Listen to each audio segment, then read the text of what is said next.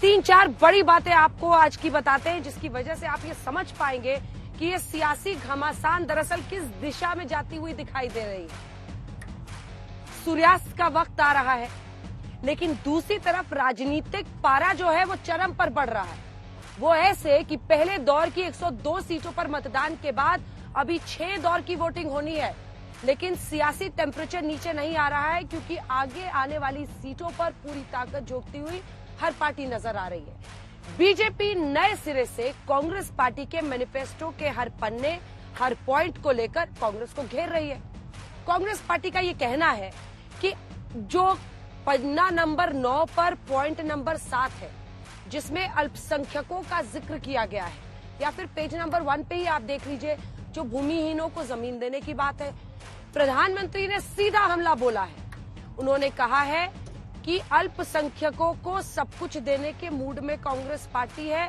बहुसंख्यकों के हर चीज पर, बहु बेटियों के गहने पर, उनके मंगल सूत्र तक पर कांग्रेस पार्टी की नजर है। देखिए, मामला शुरू कहां से हुआ। जब कांग्रेस पार्टी का पहली बार मैनिफेस्टो आया, उसके बाद कांग्रेस पार्टी के मैनिफेस्टो पर हमला करते हुए बीजेपी ने कहा, खुद प्रधानमंत्री ने कहा कि ये तो मुस्लिम लीग का मैनिफेस्टो है। उसके बाद से धीरे धीरे हर पॉइंट पर अब कांग्रेस पार्टी को घेरने की कवायद छिड़ रही है, जिसमें यहां तक कि प्रधानमंत्री ने पूर्व प्रधानमंत्री मनमोहन सिंह के उस बयान को भी वापस लाकर 2024 के चुनाव में घसीट दिया, जिसमें वो ये कह रहे हैं कि मनमोहन सिंह कहा करते थे कि मुसलमानों को देश के संसाधनों पर पहला हक है। इससे पहले कि हम चर्चा की शुरुआत करें, खास मेहमानों से आपका परिचय कराएं, आपको पूरे दिन के घटनाक्रम में समझाते हैं। कांग्रेस पार्टी कह रही है ये प्रधानमंत्री के रूप में बहुत अशोभनीय भाषा है, जहां पर पीएम ने सीधा कहा कि उन लोगों को संपत्ति देने की कोशिश है जिनके ज्यादा बच्चे होते हैं। जब भी बात हिंदू मुस्लिम की आती है तो फौरन असदुद्दीन ओवैसी मैदान में कूद पड़े। उन्होंने कहा कि 400 पार का नारा देते हैं और दूसरी तरफ देखिए ऐसी बातें उनको करनी पड़ रही हैं। सियासत चरम पर है। ये रिपोर्ट देखिए, फिर चर्चा की शुरुआत।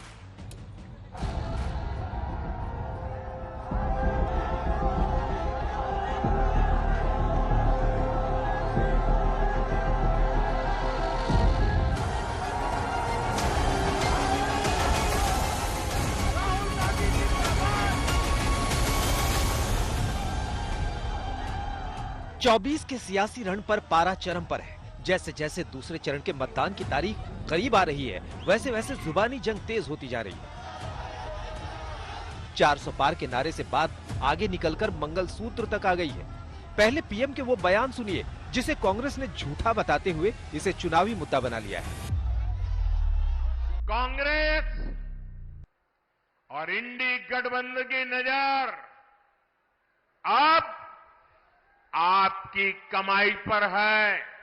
कांग्रेस के शहजादे का कहना है कि उनकी सरकार आई तो कौन कितना कमाता है, किसके पास कितनी प्रॉपर्टी है, किसके पास कितना धन है, किसके पास कितने मकान है, उसकी जांच कराएंगे। किसको बांटेंगे? अब इस बयान का वो हिस्सा सुनिए जिस पर कांग्रेस पीएम की शिकायत चुनाव आयोग में करने की बात कह रही है। ये मैनिफेस्टो उनका कह रहा है। भाइयों बहनों, आप सोचिए, हमारी माताओं बहनों के पास सोना होता है, कितना ही कम क्यों न हो, वो स्त्री धन होता है, पवित्र माना जाता है, कानून भी उसकी रक्षा करता है। अब इनकी नजर कानून बदलकर हमारी माताओं बहनों की संपत्ति छीनने का भी खेल खेला जा रहा है। उनका मंगलसूत्र, उस पर उन लोगों की नजर है। उन्होंने सीधा उल्लंघन किया है, सीधा उल्लंघन किया है 123, जो किसी रूप से धर्म के आधार पर कोई वक्तव्य अलाउ नहीं करता है चुनाव के वक्त। चुनाव आयोग के बारंबार सर्कुलर्स का उल्लंघन है। उन्होंने भारतीय संविधान की अस्मिता पे आघात किया। मैं हाथ जोड़ के उनसे कहूंगा कि उन्होंने इस प्रकार का वक्तव्य कैसे दिया, नहीं देना चाहिए और चुनाव आयोग को इसके ऊपर तुरंत एक्शन लेना चाहिए। कांग्रेस कह रही है कि बीजेपी पहले चरण के मतदान के बाद डर गई है, इसीलिए ऐसे बयान सामने आ रहे हैं, जबकि बीजेपी कह रही है कि तुष्टीकरण की सियासत करने वाले की दुकानों का शटर डाउन करने का वक्त आ गया है। जिस तरह का दुष्प्रचार हो रहा है कि मोदी जी जो है आएंगे तो संविधान खत्म हो जाएगा, लोकतंत्र खत्म हो जाएगा, ये उस नेता के लिए कह रहे हैं जो नेता की लोकतंत्र के मंदिर पे मत्था टेक करके और अपने सीने से संविधान को लगा करके अपने सुशासन के सफर को 10 सालों तक आगे बढ़ाते हुए आगे बढ़ रहे हैं।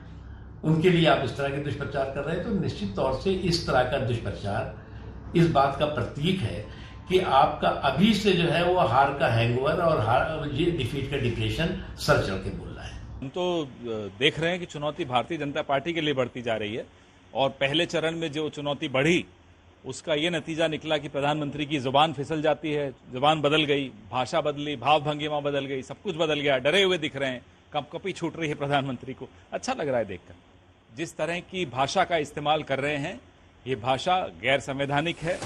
उधर बिहार पहुंचे एआईएमआईएम के अध्यक्ष असदुद्दीन ओवैसी ने भी बीजेपी पर सियासी मर्यादा लांघने का आरोप चस्पा कर दिया। अफसोस की बात यह है कि एक बड़े ओहदे पर फायज होने के बावजूद भी नरेंद्र मोदी को इस तरह की इनडिग्निफाइड बातें करनी पड़ रही हैं। इस तरह की वाहियात बात करके देश के प्रधानमंत्री ने तो अपनी छोड़िए जो अजीम ओहदे पर फायज हैं उसकी तौहीन कर दी और वो देश को तोड़ने का काम कर रहे हैं। अब कौन बात करे? अब ये अगर ये सवाल उठेगा तो क्या बोलेंगे प्रधानमंत्री, बताइए। आप समझ रहे हैं कितना उसका फार रीचिंग इंपैक्ट होगा। तो ये तो बात बिल्कुल गलत है, आप डर पैदा कर रहे हैं। पीएम मोदी चुनावी मंच से मनमोहन सिंह के बयान के नाम पर भी कांग्रेस पर वार कर रहे हैं। और पहले जब उनकी सरकार थी उन्होंने कहा था कि देश की संपत्ति पर पहला अधिकार मुसलमानों का है। इसका मतलब ये संपत्ति इकट्ठी करके किसको बांटेंगे? जिनके ज्यादा बच्चे हैं उनको बांटेंगे। घुसपैठियों को बांटेंगे। क्या आपकी मेहनत की कमाई का पैसा घुसपैठियों को दिया जाएगा? आपको मंजूर है ये कांग्रेस का मैनिफेस्टो कह रहा है कि वो माताओं बहनों का सोने का हिसाब करेंगे, उसकी जड़ती करेंगे, जानकारी लेंगे और फिर उस संपत्ति को बांट देंगे और उनको बांटेंगे जिनको मनमोहन सिंह जी की सरकार ने कहा था कि संपत्ति पर पहला अधिकार मुसलमानों का है। भाइयों बहनों, ये अर्बन नक्सल की सोच, मेरी माताओं बहनों, ये आपका मंगल सूत्र भी बचने नहीं देंगे, यहां तक जाएंगे मैं कह। लेकिन कांग्रेस कह रही है कि पहले चरण में वोटिंग का पैटर्न देखकर हार महसूस होता देख अब बीजेपी झूठे बयानों का सहारा ले रही है। अब स्पष्ट हो गया है कि भारतीय जनता पार्टी और एनडीए को 400 प्लस सीट मिलेंगी। एक अजीब सी बौखलाहट विपक्षी खेमे में है, खासकर जो इंडिया अलायंस है, कांग्रेस पार्टी है। अगर इस प्रकार की कमेंट्स प्रचार में कोई करता है, इतना बड़ा नेता, तो ये दुख की बात है। अब ये लोग मंगलसूत्र तक पहुंच गए हैं। हाँ, जिनको ज्यादा बच्चे हैं, जिसको कम बच्चे हैं, ये क्या प्रचार का मुद्दा है क्या? कांग्रेस के सत्ता में आने पर संपत्तियों का सर्वे कराने और उन्हें बिना नाम लिए मुस्लिमों को बांटने के प्रधानमंत्री के दावे पर कांग्रेस बेहद खफा है। कांग्रेस अध्यक्ष मल्लिकार्जुन खड़गे ने पीएम से मुलाकात का वक्त मांगा है। उनका कहना है कि वो पीएम को कांग्रेस का घोषणा पत्र सौंपना चाहते हैं और उनसे आग्रह करना चाहते हैं कि वो जनता को गुमराह न करें। बीजेपी पहले भी कांग्रेस के मैनिफेस्टो में मुस्लिम लीग की छाप कहकर हमला करती रही है, लेकिन पीएम मोदी ने अब मंगल सूत्र वाला वार करके विपक्ष को बैकफुट पर ढकेल दिया है। बहरहाल हिंदुत्व के पिच पर बीजेपी विपक्ष के खिलाफ फ्रंट फुट पर बैटिंग कर रही है। आज तक ब्यूरो।